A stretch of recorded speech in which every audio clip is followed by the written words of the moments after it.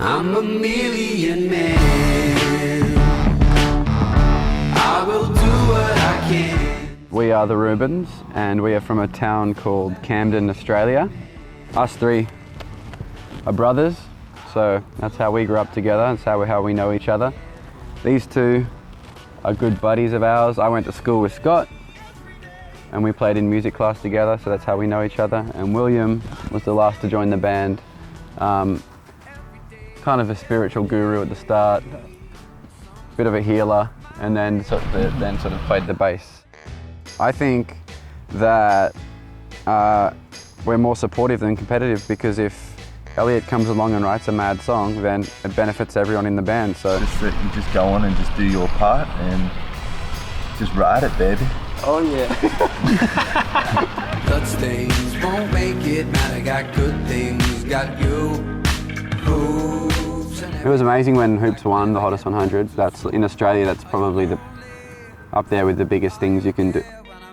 Kind of shy when it comes to songwriting, so we generally write on our own, and we'll just individually write at home on our laptops. You know, just it might be a whole song, it might be just like a line, it might be whatever. But we generally start with like quite a bit of a song written individually, and then bring it together, and then everyone does their bit and turns it into a Rubens song.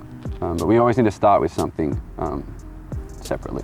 Well, there's a lot of issues in the world that I don't think people are that haven't been communicated to the masses properly. And when you have a little bit of power, you can influence a lot of people easily. So those bands, yeah, I felt like they knew that they had a wealth of knowledge, and they're just trying to pass it on to the masses. So that's, to me, that's inspiring.